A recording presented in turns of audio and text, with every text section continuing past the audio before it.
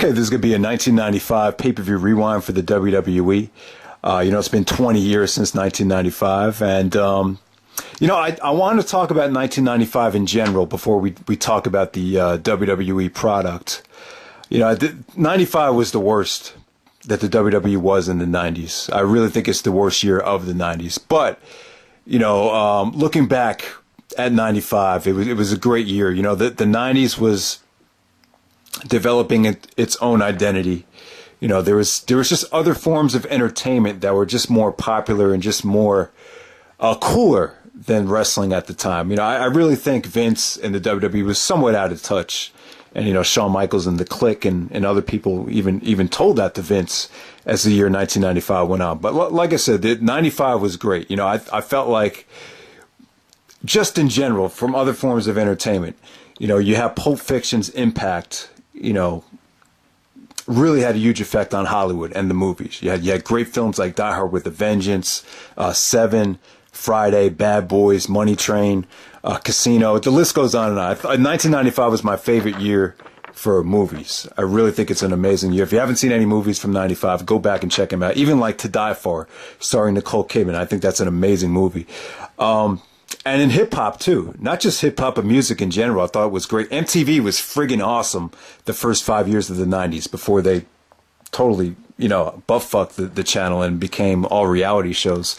You had, like, the top 20 music video countdowns. Hip-hop was great in the 90s because, Illmatic and the impact of the, Death Row from the West Coast was really felt. And you just had so many classic albums, from Tupac's Me Against the World to, Wu-Tang finally dropping solo albums, Method Man tearing it up with guest appearances, Raekwon, his solo album, Only Built for Cuban Links, really, changed the game, became more mafioso and gangster driven. And, just a lot of great hip hop albums came out in 95. And it wasn't just hip hop, rock music was great too. You had Green Day, Offspring, you had, Kurt Cobain had just committed suicide and Nirvana was still hot. So, just the music industry and the film industry was really booming. The NBA was great at the time as well. Jordan had just come back. Shaq, Penny, and the Orlando Magic were hot. And, the NBA was really great as well. Some other sports weren't as hot. I don't think the NFL was as hot as it was today. And Major League Baseball had just gotten over the strike. But as far as the WWE goes, it was just a really bad time. I really thought 95 was the worst year of the 90s. Financially, I believe this was their worst drawing year as well. Diesel was the champion for the whole year, and I think Diesel kind of gets a bad rap. I don't think it was all his fault. You can't point to one guy and just say it's Diesel's fault why the year flopped financially, because I just think overall, if you look back at this year, there's a lot of things that they weren't doing right. I felt like the tension wasn't there between a lot of the characters. The video packages weren't quite right. I felt like they were pushing the wrong people. I thought you still had a lot of talent from that would go on to become stars in the Attitude Era, but just so many guys just didn't find their right role yet, as we'll see. But let's jump right into it. We had the Royal Rumble 1995 from Tampa, Florida. This pay-per-view was good. This had a good undercard and a very, very short Royal Rumble. Some highlights from the undercard include Razor Ramon and Jeff Jarrett had a good opening match for the Intercontinental Championship. Bret Hart and Diesel for the WWF title. So Diesel won the championship from Bob Backlund at a Madison Square Garden house show at the end of November of 94. So, Bret Hart got his rematch for the title at the Royal Rumble 95. And if you watch this match and you see the ending to this match, it really had you thinking that they were going to go with Owen and Bret, because Owen screwed Bret out of the title and Shawn screwed Diesel out of the title. It kind of ended in a big schmoz. Like, this is kind of the way that the Montreal Screwjob was supposed to end, if you ever see this match. Diesel and Bret just had a war. This is their longest match. This went over a half hour. Very, very slow. Some parts of the match are probably not as entertaining as some of the other Bret and Diesel matches. But as far as storytelling goes, I would say this is probably their best work together. But I'll talk more about the match later when we count down the top 15 matches of the year. The Royal Rumble match was carried by Shawn Michaels. Also an important thing, Bam Bam Bigelow and Lawrence Taylor, they actually a lot of tension here. They set up their WrestleMania match after a tag match was over. So we would get Lawrence Taylor and Bam Bam Bigelow in the main event of WrestleMania 11. And the seeds were planted at the Royal Rumble. So, but the Royal Rumble match, very, very short, probably the shortest Royal Rumble match of all time. It went under 40 minutes. Guys just came out to the ring very shortly. I would say as far as talent goes, this is the weakest Royal Rumble match as far as talent. You had guys like the Mantar come down. And, guys like the Mantar it really kind of diminishes the level of proudness you could have of making it to the WWE, because, it just shows you that there were so many guys that Vince kind of experimented with, particularly at this time, that just weren't very talented and kind of just got, thrown a gimmick. And just some of the gimmicks and the amount of guys that received pushes this year, it really left you scratching your head. And, so overall, this is a horrible Rumble match as far as talent goes. Shawn Michaels and the British Bulldog definitely carried this match. I think Michaels was in at number 1, Bulldog was in at number 2. They lasted throughout the whole match, and Michaels actually defeated Bulldog. There was kind of a controversial finish where Michaels was eliminated, but he hung on to the rope. And while Bulldog was celebrating, Michaels came out and just knocked him off the top turnbuckle, and Michaels had won the Royal Rumble. Huge. I think this is a huge victory, because the WWF was still, a big man sport. You had to be. Vince has always been attracted to bodybuilders, as we all know. So for Michaels to actually win a match like this at the time, 20 years ago, it's pretty remarkable, and it's definitely a historic landmark in WWE history. It's not a great Royal Rumble match, though, because, Shawn and Bulldog had to really carry the whole thing. I kind of want to give it, almost a 4-star rating just because of the effort of Michaels just making this thing work. But with the amount of talent that was in the match, I can't go that high. So we go right into WrestleMania 11. A lot of people were debating with me about this being the worst WrestleMania of all time. I really think it is. I think it's one of the top 2. I think WrestleMania 2, 11, and 9 would be the 3 worst. I said to you guys WrestleMania 9 is the worst. Now, I still stand by that. I think the thing that saves WrestleMania 11 is Shawn Michaels' performance. The performance against Diesel. While it wasn't a great match, it was a great performance. And not really a great performance, but a great effort. I really feel like Michaels seized the opportunity and really made the most of it. He really wrestled his ass off. Just some of the bumps and his speed in the match was incredible. Basically, Bret Hart talked about this in his book about how, that what happened here was what they didn't want to happen at WrestleMania 10 with Bret and Owen, with Owen, doing all the spots and flying around. But here, Michaels really, he wrestled the match like he was a babyface. And if you listen to the crowd in the match, slowly but surely, they started to chant, "Let's go, Shawn, let's go, Shawn." So, yeah, but WrestleMania 11 as a whole, it's not a good WrestleMania. I felt like they were struggling financially at the time. They actually had it at the Hartford Civic Center in Hartford, Connecticut, which is kind of weird. They only did 16,305 as far as the attendance goes. And I just think it was... I think Vince was trying to save money. I think he spent a lot of money on the celebrities. You had Pamela Anderson and Jenny McCarthy and Lawrence Taylor as special attractions for the show. So I think that probably hurt his pockets. So in Connecticut, Vince probably had some connections because, the WWF operates out of Stamford, Connecticut. So that might be a reason there. But the overall atmosphere and the venue, it didn't feel like a WrestleMania crowd. It didn't even feel like a pay-per-view crowd, which is kind of weird. But, yeah, let me just talk about Shawn Michaels and Diesel first. I think what was missing from the match was just tension. Shawn and Diesel split up. They used to be, tag team champions the year before. So, Shawn was jealous that Diesel won the title and bam. You really had a great story here. But if you watch WrestleMania 11, there was no video packages, no tension. You just had Shawn walk out with Jenny McCarthy. And you had Diesel walk out with Pamela Anderson. Now, at the time, 1995, the type of girl that was marketed, in entertainment was like the big-breasted blondes. It was a huge, Pamela Anderson was used from Baywatch, and Jenny McCarthy was on MTV Singled Out.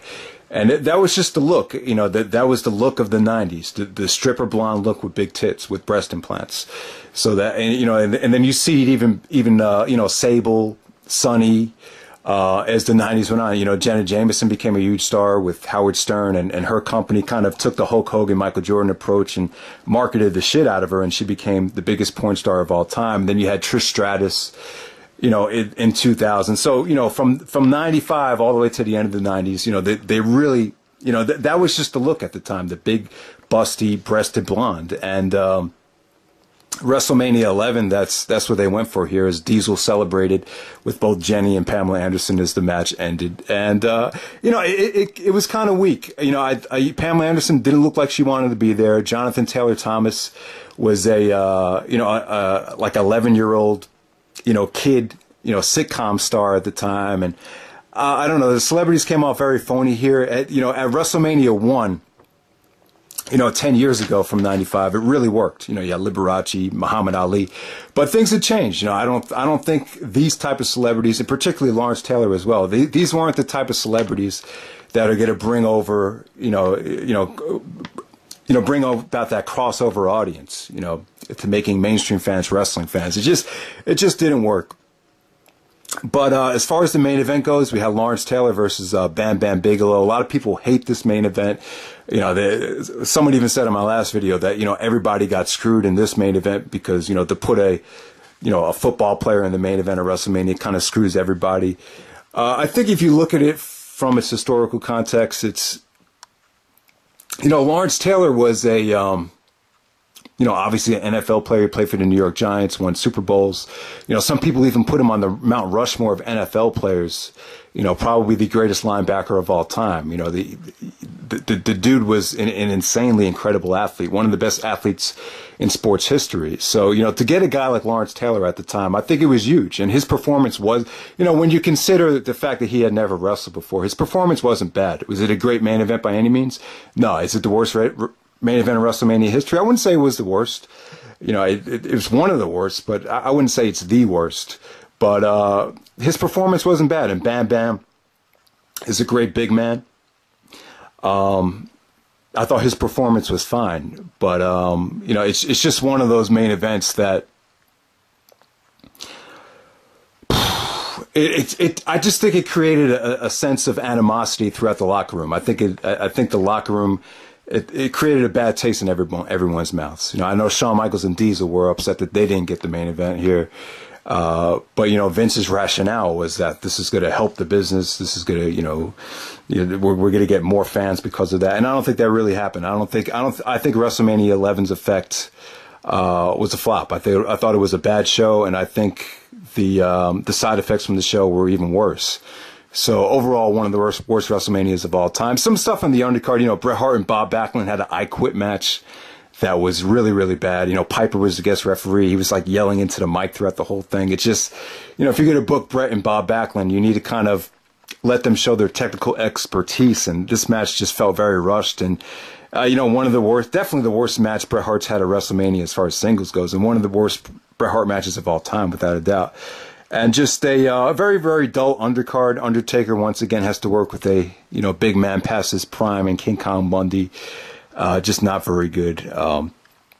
So there we go. I would probably say the second worst WrestleMania of all time. I still think WrestleMania 9 is the worst.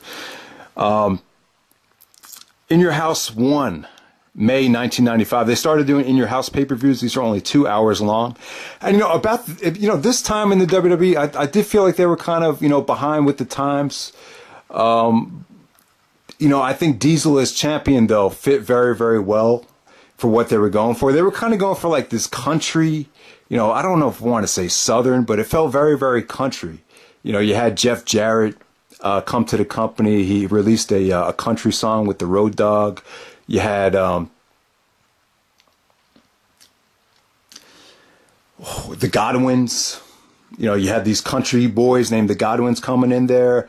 Just a lot of stuff like that. Doc Hendricks was a backstage announcer. I just feel like you had a really influx of Southern influence with the WWE at the time. And with In Your House 1, these are only 2-hour pay-per-views, and I thought they were good. I thought the 2-hour format was really, really good. I really felt like it eliminated a lot of filler. You know, particularly with, if you remember when Ring of Honor first got their pay-per-view deals, I really thought the 2-hour pay-per-views were really, you know, just really, really awesome. But with In Your House 1, Bret Hart really set the tone for the In Your House pay-per-views. Him and Hakushi had definitely a killer match. Hakushi, they brought him over from Japan, and he was insanely talented here, man. He was. I talked about the match before in the In Your House Blu-ray review, but Hakushi and Bret Hart. I haven't seen that. If you haven't seen that match yet, definitely check it out. Definitely stole the show on the first In Your House. The first In Your House was set up with Diesel taking on Psycho Sid. After WrestleMania 11, they actually turned Psycho Sid heel. Or I'm sorry, they turned. I'm sorry. They turned Shawn Michaels babyface. After WrestleMania 11, Shawn Michaels said to Sid, I'm upset that you interfered in the match. You cost me the match because you, I don't know. I guess Sid kind of, he kept on talking trash to the referee. So that was the reason. And then Sid snapped and like powerbombed Shawn Michaels like 5 times in a row. And I think Shawn Michaels actually had some serious back trouble because of it. So Psycho Sid, took on Diesel. Diesel kind of stuck up for Shawn Michaels. So Sid versus Diesel is the first ever In Your House main event. Ended in a disqualification. But Diesel and Sid, you kind of know what to expect from the two big men there. I didn't even know that these two had worked that much. I didn't even know that Sid really wrestled that much in '95. But in '95, he was kind of used as he put Diesel over a lot. He put a lot of guys over in '95. And it didn't seem like Sid was on the steroids at the time either. So if you want to see Sid steroid free, check out some of the stuff from 1995. And then we have the worst pay-per-view in WWE history. We have King of the Ring 95. This was an awful pay-per-view. I really think this was fucking, terrible. King Mabel actually won the King of the Ring here. And, this is the problem. When you have a big man as champion, this is the stuff you're going to get. Vince was constantly trying to find guys to put up against, the babyface big man in Diesel. And, Mabel was just a huge guy, so they turned him heel. They got rid of the rap music, and he won the King of the Ring 1995. Just a terrible tournament. They tried to push Savio Vega here. They were in Philadelphia, so Vince was trying to go for like a Rocky story thing, and it just didn't work. You really have to have the right guy to pull that off, and with this situation, it didn't work at all. Just a dreadful pay-per-view. Shawn Michaels probably had one of the worst matches he ever had on pay-per-view. He actually lost to, he actually had a no contest with Kama, the Godfather. Bret Hart actually had a match with Jerry Lawler, the Kiss My Foot match, which is definitely the highlight of the show. Bret actually made Jerry Lawler, kiss his feet after the match is over. And, yeah, just creatively, I thought it was cool, but from a technical standpoint, probably, one of the most forgettable things Bret's ever done.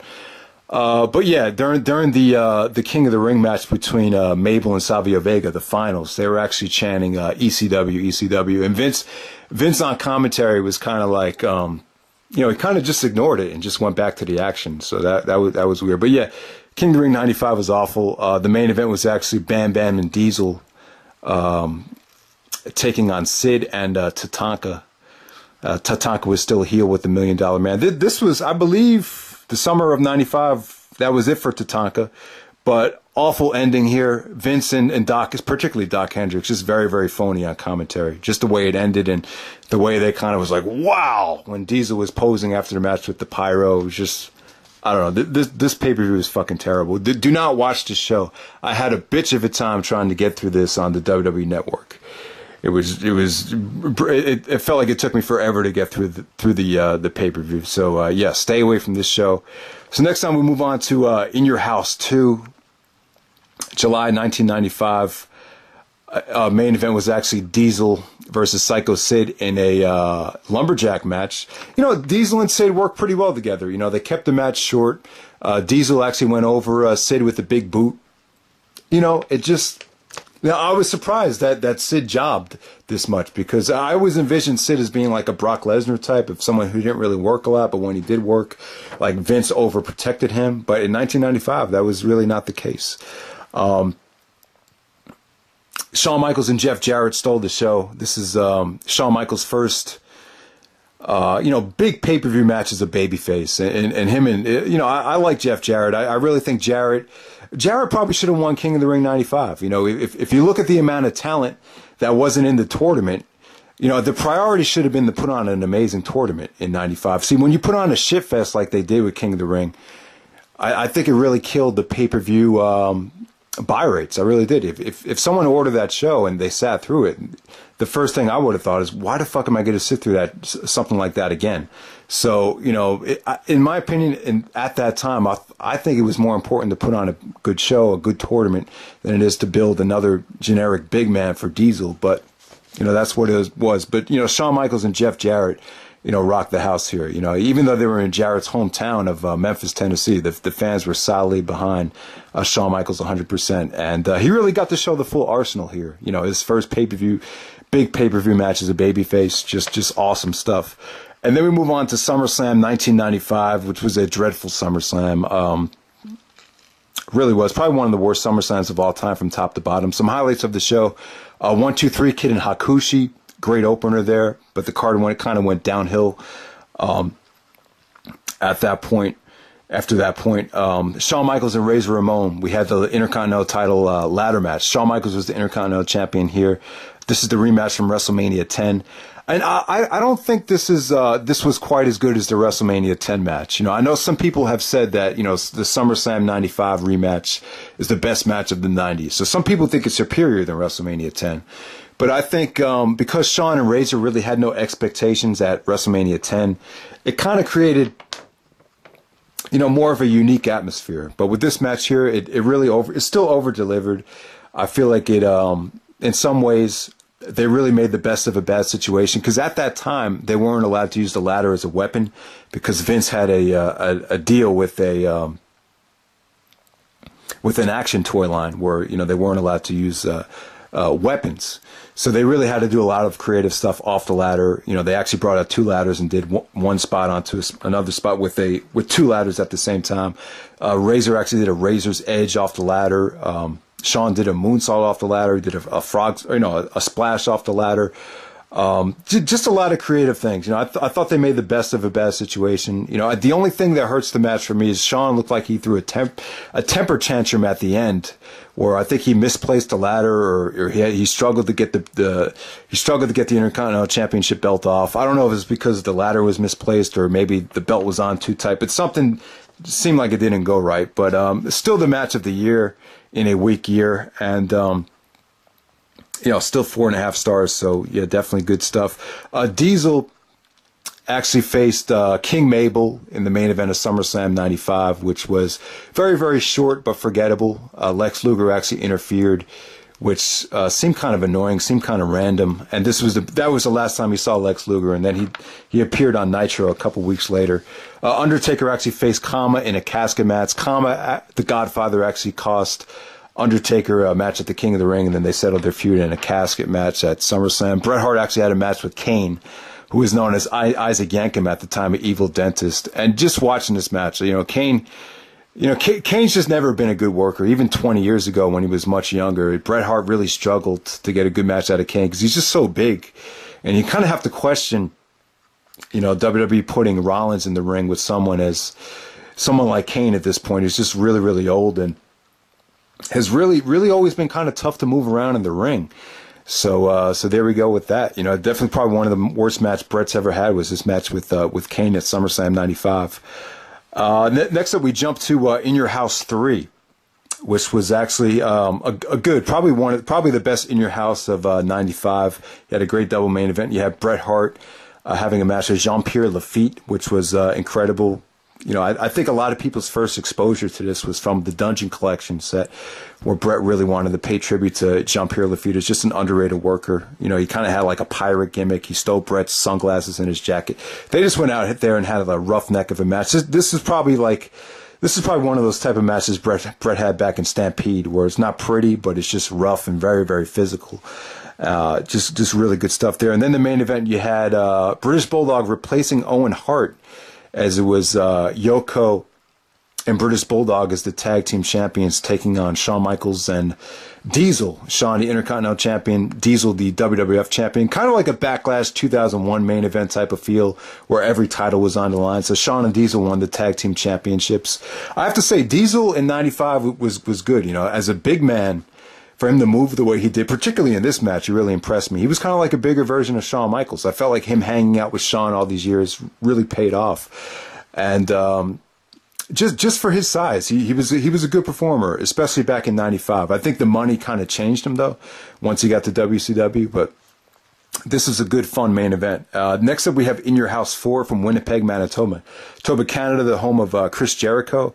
And they drew very well here. They drew about 10,339. I believe one of the reasons is because, you know, British Bulldog and the Bulldogs used to wrestle over in Stampede. So there's a huge connection there for British Bulldog. So him and Diesel went out there in the main event. Bret Hart was actually on commentary. This was good because they built tension between Diesel and Bret, and Bulldog and Bret for future pay-per-view matches. So I thought that was good. But the overall match was very, very slow, very methodical. Ending in a DQ. Anytime you end the main event on it with the DQ, I just think it calls for lower pay-per-view buys. You know, when people see a DQ in the main event, I just think, you know, there's always a risk of, you know, people not ordering the next pay-per-view. So I don't think that's good. But yeah, next up we'll move on to Survivor Series 1995. Survivor Series 95 was the pay-per-view of the year and probably one of the best Survivor Series of all time. By this time, you could see things were changing. I feel like by this point, Shawn and the Clique, and I think Luger's move to WCW really raised some eyebrows and kind of got Vince a sense of urgency from Vince McMahon. You could see things were changing. There was a little bit more risky things that they did. They did some stuff with the Bill Clinton impersonator president. Him and Sonny did like a very sexual segment. I guess some stuff was coming out about Bill Clinton being a cheater. Things like that. With Survivor Series 95, you saw some more physicality. You saw weapons, particularly in the main event with Diesel and Bret. You saw more of a no-holds-barred type of main event there. So you could tell ECW's influence and some of the things that were happening in pop culture were definitely reshaping the WWE. Even with Goldust. Goldust actually debuted against Bam Bam Bigelow here at Survivor Series 95. So that was a good sign. You know, you could tell Goldust was a good worker, had a cutting edge type of gimmick. So you could see a little bit of the attitude start to come out around Survivor Series 95. And you had some great elimination style matches here. You had the Bodydonnas featuring the 1, 2, 3 Kid was on the team. They took on Marty Jannetty's team. And Hakushi in the opener. That was a good Survivor Series elimination match. Hakushi looked great there. 1, 2, 3 Kid actually sold out to the $1 Million Man as the year went on, and him and Razor Ramon became embroiled in a very, very physical feud. So that was a feud that carried over into '96 before Razor had left for WCW. Also, you had a wild card match. You had a wild card match where they kind of threw baby faces and heels together. You had Shawn Michaels, Ahmed Johnson, Psycho Sid, and British Bulldog on the same team. So you had a mixture of baby faces and heels going up against Razor Ramon, Yokozuna, and a couple of other guys there. And this is actually a wild card match. That's what they billed it as. Shawn Michaels and Ahmed Johnson were the sole survivors. Shawn and Ahmed worked very, very well together here. Razor actually came out. I'm sorry, not Razor. No, Razor Ramon was actually on Yokozuna's team, and 1, 2, 3 Kid came out, tried to cost Razor an elimination. So you had that going on. But yeah, it is what it is. This is Shawn Michaels' first match back after getting beat up by a bunch of thugs in Syracuse. So you could see Vince and everyone was really building Shawn Michaels up as the next star. He was getting huge pops, the year went on. So there we go. And then we had Bret Hart versus Diesel in the main event. This was incredible. Probably the second best match of the year. I'll probably still say the best work Diesel and Bret had ever done together. Diesel finally drops the title to Bret. You know, the last two times there was really no clear winner, no clear-cut winner. So it was a no disqualification match. And you know, they did some crazy stuff with you know, some wires and some chairs. Very, very violent match featuring probably the first big table bump in the WWF. Is, you know, Bret Hart actually was sent through the table as you know, Diesel knocked him off the ropes. And you know, so it looked like Bret was going to get jackknifed by Diesel, and all of a sudden Bret's actually playing possum, it looks like, and goes for a small package, and then Diesel gets pinned. Diesel says fuck, and jackknifes Bret Hart a couple times, and throws the belt at Bret and says, don't forget who did you the fucking favor. So yeah, Diesel was the champion for almost a whole year. You know, the attendance was pretty low in 1995, but overall I thought he was a good champion. I thought it was good. You know, it was a great way for him to turn heel. Even though Bret had won the title, he was left laying unconscious as Diesel had a new change of attitude as 1995 was coming to an end. So In Your House 1995, you know, Triple H at the time, Hunter Hearst Helmsley, had a hog pen match with one of the Godwins. Jeff Jarrett came out. He was feuding with Ahmed Johnson. They did a great angle there. Really, the Undertaker was just stuck in a lot of crap this year. You know, he had feuded with King Kong Bundy, feuded with Kama, and then he had this feud with King Mabel. So once again, Undertaker is just stuck with bad worker after bad worker, all these big man workers, and just a very forgettable year for The Undertaker. He actually beat King Mabel in a casket match as Taker would move on to bigger and better things, and challenged Bret Hart for the title at the Royal Rumble. And then In Your House 5, the main event was actually Bret Hart and British Bulldog, a rematch from you know, Wembley, SummerSlam 1992. And Bret actually defeated you know, Bulldog. There was some tension here. There was more tension here because Bulldog was a heel. So his wife Diana was fully behind the Bulldog here. Jim Cornette was on British Bulldog's side. I've talked about the match plenty of times, but you know, it's funny that Jericho was actually they're actually in Hershey, Pennsylvania. So I believe Jericho had just been negotiating with ECW. So he actually talked to Bret before the match, and he actually gave Bret an idea for the finish, because Bret had just, you know, Jericho had wrestled down in Mexico, so he asked him, could you give me like a Mexican, you know, type of pinning maneuver I could use as a finish? So if you see the finish, Jericho actually gave Bret the finish idea for the match. I didn't think it really came off that well, but it wasn't as bad as I remembered. But yeah, this was weird because the fans were chanting ECW at the beginning of the match, so I always felt like Bret kind of had, you know, sort of a disconnection with some of the American fans, particularly at this time. I felt like Bret was way more respected in Canada and places like Germany and England than he was in some of these cities in the United States. And so this is one of those matches, but it's funny because Bret actually bladed in this match, and he had some of the ECW fans chanting, he's hardcore, he's hardcore. But, you know, once again, just great stuff between Bret and Bulldog. Not as monumental as SummerSlam 92, but, you know, still a great, one of the best In Your House main events of all time, without a doubt. So that's pretty much it, guys, as far as the year goes. You know, there really wasn't much to talk about. You know, there's just a lot of things that I had issues with as far as gimmicks go. And I know I've really talked about a lot of these pay-per-view rewinds are dominated by Bret Hart, Owen Hart, and Shawn Michaels stuff. But, you know, 1995, you had King Mabel, the Mantar, you know, the Savio Vega push was, I don't know. You know, Undertaker was fed a lot of bad guys. There's a lot of bad gimmicks that flopped. There really was. Marty Jannetty kind of had a tough time, too, as the year went on. You know, he had a great showing at Survivor Series, but from a character standpoint, he was just lacking so much character that even when Shawn Michaels won the title, they probably couldn't even find a way to turn him heel to feud with Shawn, because he just was suffering so much in the personality department that, it is what it is. Let me give you the top 15 matches of the year. Bob Holly and the 1-2-3 Kid taking out Tatanka and Bam Bam Bigelow from the Royal Rumble. Really good undercard Royal Rumble tag match right there. After the match is over, you saw Bam Bam and LT, Lawrence Taylor. A lot of tension between them. Number 14, the Royal Rumble match. Like I said, Shawn Michaels and British Bulldog saved that match. You had a lot of crappy talent in that Royal Rumble match, like the Mantar and guys like that. Number 13, the Bodydonnas versus the Underdogs from Survivor Series.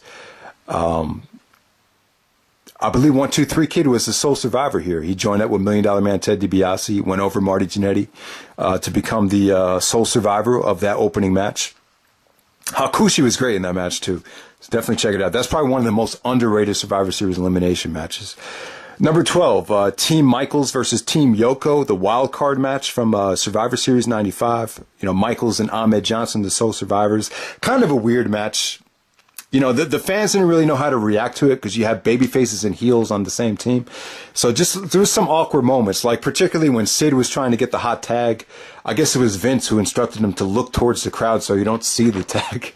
So it's just stuff like that. 1-2-3 Kid versus Hakushi, blazing opener from SummerSlam 95 right there. Number 10, I'm going to go with Diesel and Shawn versus Yoko and Bulldog from In Your House 3. Great main event when Diesel and Shawn won the tag team titles. Just a really fun main event there. They actually called themselves Two Dudes with Attitudes. So you could see some seeds were planted as Shawn Michaels. Yeah, I got to give Michaels credit. I really think he's the one that kind of, really persuaded Vince to take more of an edge toward the Attitude Era. Number 9, Razor Ramon and Jeff Jarrett from the Royal Rumble. Great match, great opening Intercontinental Championship match from the Rumble. Really, got a lot of time, a lot better than their match from WrestleMania 11, without a doubt. I believe Razor became the Intercontinental Champion there. Razor had the IC belt a lot, and let me just say this about Razor Ramon while I'm at it. It's funny because he wanted to be in. He actually said to Vince, what am I doing that's wrong? I feel like I'm stuck in the same spot, and Vince said, nothing. It's funny because, his best friend has always been Kevin Nash, but, the spot he wanted to be in was held by his best friend. So you kind of have to wonder if Nash and Razor weren't friends, you kind of have to wonder how much hungrier, how much more ruthless would Scott Hall would have been to get to that spot. I don't know. Number 8, Bret Hart versus Jean-Pierre Lafitte from In Your House 3. Well, probably one of the most underrated matches of all time. Number 7, Shawn Michaels versus Diesel from WrestleMania 11. You had Jenny and Pamela out there for WrestleMania 11. This match here, I do want to make another point here. There was a weird kick out here. When Shawn did the super kick, Vince actually ordered Diesel to kick out at 2, and they said that's what kind of changed the match. And people started booing when that happened because they expected the super kick to be like a finisher. So you don't really kick out at 2 if it's a finisher. So yeah, there's just a lot of, chaotic things about this match. The one thing about this match that I love is when Shawn Michaels, one time he actually hit a photographer, and then he actually takes the photographer and brings him all the way to the middle of the aisle.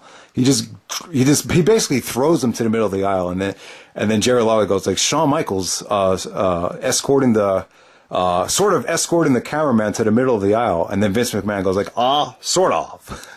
I thought that was funny, and Shawn was legitimately pissed. I'll tell you, there was more tension between Shawn and that photographer than Shawn had with Diesel. You just felt no tension, no story in this match, which is a shame because the story was definitely there because they had been building this since Survivor Series 94. At number 6, Bret Hart versus Hakushi from In Your House 1, without a doubt. Number 5, Bret Hart versus Diesel from Royal Rumble 95.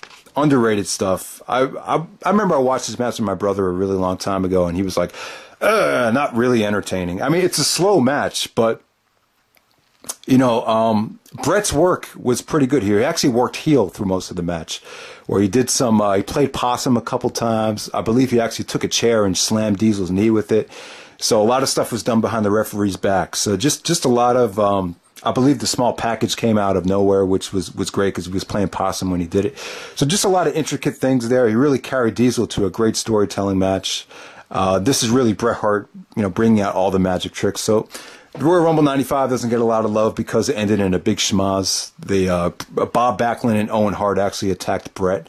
You know, they could have went either way. You could have went with Bret and Owen again at WrestleMania 11. Would have been cool if that was for the title, but that wasn't going to happen. But they actually decided to go with Bob Backlund and Bret Hart. Should have been Bret versus Owen, and kind of like the finale of, because you know the Survivor Series 94 match. There was so much tension between Owen and Bret after that match that I just don't know how you don't follow that up with a big money match on pay-per-view. I just don't know. Number 4, Bret Hart versus British Bulldog from In Your House in December 95. I'll put that at number 4. I just think the finish just came off a little bit flat. That's the only thing that holds that match back. And the crowd was kind of, you know, their Pennsylvania crowd at that time was kind of spoiled because ECW in 95 was so hot. So you had a lot of the ECW fans chanting ECW throughout the whole show. So ECW was just light years ahead of WWE in terms of coolness and innovative stuff, particularly in 95. How you had so much variety in ECW. And number 3, I'm going to go with HBK and Jarrett from In Your House. You guys know how good that is. Number 2, Diesel versus Bret from Survivor Series 95. Love that main event. That finish to Survivor Series 95 might be one of the best finishes ever. It's that good. And number 1, HBK versus Razor Ramon SummerSlam 95 ladder match. I think it's good. I don't think it's the best match of the 90s like some people would say. I still prefer WrestleMania 10 over this, but it drew very well. I think HBK and Razor should get credit for drawing. SummerSlam 95 did 18,062 people, which is more than any other attendance from 95. WrestleMania only did 16,000. King of the Ring only did about 16,000. So SummerSlam outdrew everything, and I think the credit should go to HBK and Razor, not Diesel and Mabel. So yeah, top 10 MVP candidates. Number 10, I'm going to go with Sid. I'll just give Sid the MVP or number 10 ranking here because I always thought Sid was very selfish and kind of a lazy worker, which he probably is. I mean, I think he is not a great worker, but I was surprised at how unselfish he was and how many people he put over in 95. Number 9, I'm going to go British Bulldog. You know, great match with Bret. You know, he was really was inserted into the main event scene towards the end of 95, which I thought he did a good job of. Number 8, Jeff Jarrett. It was a great hero. Should have been utilized better. I think Jarrett should have won King of the Ring 95.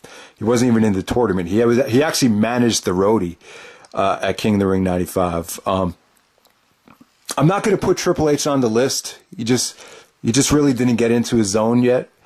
But you know, in 1995, he feuded with the Godwins. You know, did some stuff with Rikishi.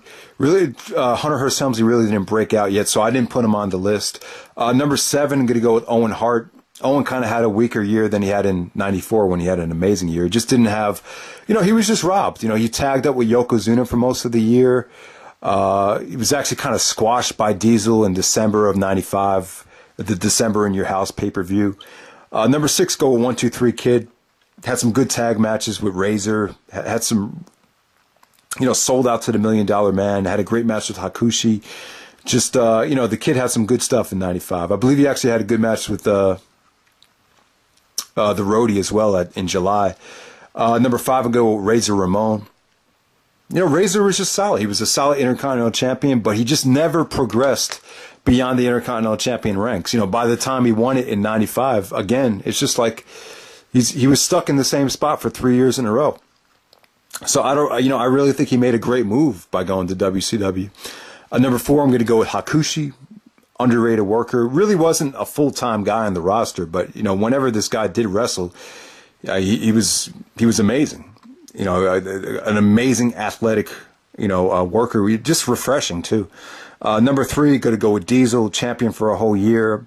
You know, probably the worst drawing champion of the 90s. He had some bad opponents, guys like Mabel, guys like Sid. But, you know, when you give Diesel the right opponent like a Shawn Michaels and a Bret Hart, you know, he wasn't a bad worker at all. Number 2, I'm going to go with, and mic skills too. I thought Diesel's mic skills for a babyface in 1995 were exceptional. Number 2, I'm going to go with Bret Hart. Bret Hart in 1995, significantly weaker due to booking than his 1993 and 94 years. But, you know, he ended Diesel's reign at the end of the year. You guys know Bret Hart in 1995 was still in his prime. And number one, I'm going to go with Shawn Michaels. See, I feel like Shawn Michaels in 1995 stepped everything up. You watch the WrestleMania 11 press conference. Watch Vince McMahon's face while he's cutting the promo at the WrestleMania 11 press conference. He basically, you know, I think that was the turning point. You know, Shawn just had so much confidence, so much charisma. His physical conditioning got better. He worked on his look. He just became more charismatic. Just his entrance, everything, just his connection with the fans. You know, the babyface turn was a good move. I know Shawn didn't want to turn babyface in 1995, but the fact is, he was too good of an athlete. His performances were too good. He was too likable, and he had to turn. And you know, just had some killer matches with Jeff Jarrett, Razor Ramon. You know, he was just, you know, the Royal Rumble performance was spectacular. So I got to give it to Shawn Michaels, the MVP of 1995.